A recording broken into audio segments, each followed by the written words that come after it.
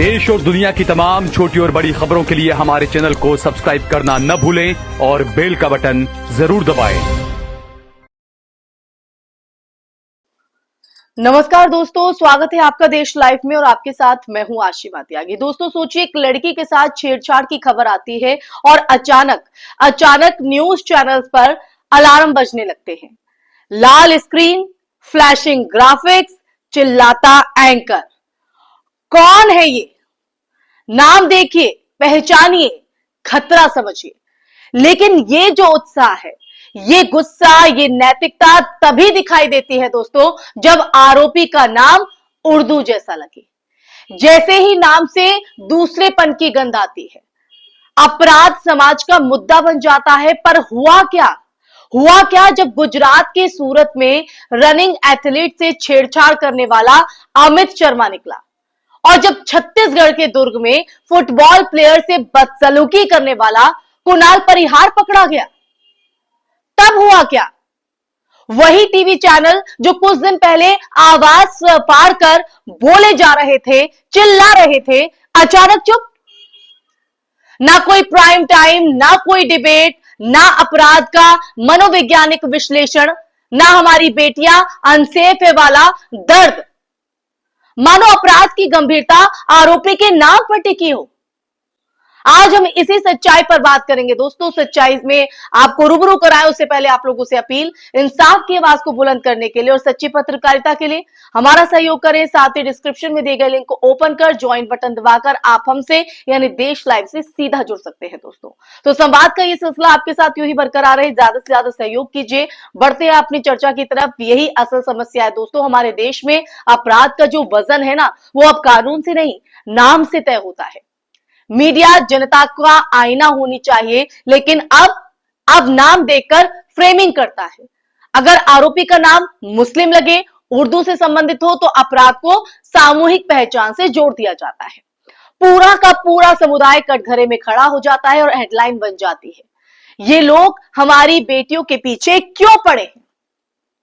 लेकिन जैसे ही आरोपी के नाम में हिंदू पहचान झलकती है, भाषा बदल जाती है। युवा भटक गया, छोटी घटना, सोशल मीडिया ट्रायल की जरूरत नहीं। वही अपराध, वही पीड़ित, पर कहानी अलग। इस दोहरे मापदंड ने, इस दोहरे व्यवहार का मतलब दोस्तों साफ है, उद्देश्य क्राइम नहीं, नैरेटिव है। दर्शकों की भावनाओं को उकसाकर टीआरपी कमाना, और टीआरपी वही मिलती है जहां डर, गुस्सा और घृणा हो। यही हमारे लिए कहीं ना कहीं विडंबना और चिंता का विषय है दोस्तों। यही वजह है कि जब इस तरह के मामले सामने आते हैं, तब चर्चा के लिए मजबूर हो जाते हैं। ये सच आपके सामने लाना जरूरी था, इसलिए देश लाइव ये चर्चा आपके लिए लेकर आए। ये कोई मुस्लिम है या मुस्लिमों को निशाना बनाया जा रहा है, इसलिए नहीं, लेकिन जो दोहरा मापदंड है, जो दोहरा चरित्र है न्याय को लेकर, वो आपके सामने आना जरूरी है। और यही वजह है कि दोस्तों हम ये विषय आपके लिए चर्चा के लिए लेकर आए, आपके सामने ये सच रख रहे हैं इस चर्चा के माध्यम से। बस चंद टीआरपी के लिए इस तरह के शब्दों का इस्तेमाल, इस तरह का माहौल बनाना, जनता को बेवकूफ बनाना, ये मीडिया का चरित्र नहीं है। मीडिया लोकतंत्र का चौथा स्तंभ है, लेकिन शायद अब गोदी मीडिया इस बात को भूल गया है। लेकिन इसे समझने के लिए दोस्तों आपका कानून नहीं, सिर्फ सामान्य समझ चाहिए। क्या दो अपराध अलग हो जाते हैं सिर्फ इसलिए कि एक आरोपी का नाम उर्दू जैसा है और दूसरे का संस्कारी? क्या पीड़ित लड़की का दर्द अलग हो जाता है नाम बदल जाने से? आप ही बताइए। अपराध तो अपराध है ना, लेकिन मीडिया उसे अपने मुताबिक रंग देता है।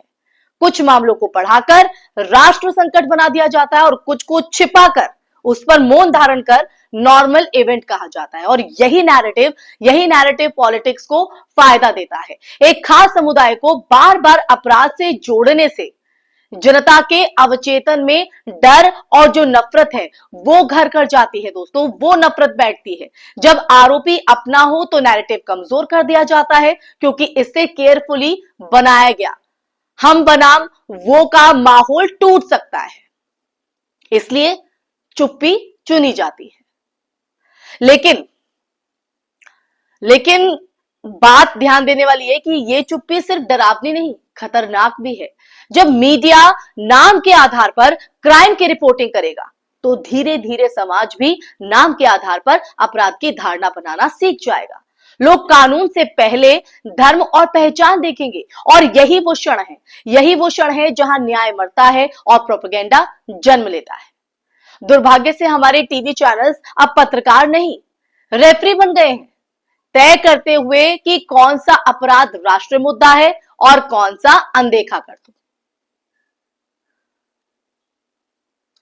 तो दोस्तों, इसलिए आज ये चर्चा बहुत जरूरी हो गई थी, क्योंकि समस्या अपराधी की पहचान में नहीं है, मीडिया की नीयत में है। अपराधी कोई भी हो दोस्तों, धर्म, पहचान, नाम का उस व्यवहार से कोई लेना देना नहीं। अपराध अपराध है, क्राइम क्राइम है, लेकिन मीडिया इस फर्क को मिटाने की जगह इसको बढ़ा रहा है, बढ़ावा दे रहा है, और हम दर्शक बिना समझे इस विभाजन के सहभागी भी बन जाते हैं, क्योंकि हमारी मानसिकता पर इसका प्रभाव पड़ता है। अगर आप सच में महिला सुरक्षा की बात करते हैं तो उसे धर्म और नाम से जोड़कर बायस नहीं बना सकते। सुरक्षा यूनिवर्सल होनी चाहिए, सिलेक्टिव नहीं, कि अगर हिंदू के साथ हुई तो वो अपराध है, मुस्लिम के साथ हुई तो वो अपराध नहीं। अगर मुस्लिम ने किया तो वो अपराध है, लेकिन हिंदू ने किया, उसमें हिंदू का नाम आए तो उस पर मौन धारण कर लो, वो अपराध नहीं। इसलिए ये जो मानसिकता है, इसे बदलने का वक्त आ गया है दोस्तों। तो इसीलिए मैं ये कह रही हूं कि ये जो सुरक्षा की हम बात करते हैं, ये यूनिवर्सल होनी चाहिए, सिर्फ कुछ चुनिंदा लोगों को नहीं देनी चाहिए। और अंत में सिर्फ इतना याद रखिए दोस्तों कि जब अपराध की कहानी जब अपराध की कहानी आरोपी के नाम से बदल दी जाती है, तब न्याय नहीं, राजनीति काम कर रही होती है। देश की बेटियां तभी सुरक्षित होंगी दोस्तों जब अपराधी की जो परिभाषा नाम से नहीं, कर्म से तय होगी। और समाज भी तभी मजबूत होगा जब हम मीडिया से पूछेंगे, ये पूछ सकेंगे कि अपराध पर बात कीजिए, नाम पर नहीं। इसलिए अगर आप सच में बदलाव चाहते हैं तो अगली बार जब ऐसे मामले आए या ऐसे मामलों पर सिर्फ एक लाइन कहें, न्याय नाम देखकर नहीं, नियम देखकर होना चाहिए। इसी के साथ इस चर्चा में फिलहाल के लिए बस इतना ही। ये चर्चा आपको कैसी लगी कमेंट बॉक्स में कमेंट करके बताइएगा दोस्तों। साथ ही इस वीडियो को ज्यादा से ज्यादा शेयर भी कीजिएगा और हमारे चैनल देश लाइव को सब्सक्राइब कीजिएगा। फिर हाजिर होंगे एक ऐसा ही टॉपिक लेकर, तब तक के लिए अपना ख्याल रखिए। जय हिंद, जय भारत, नमस्कार।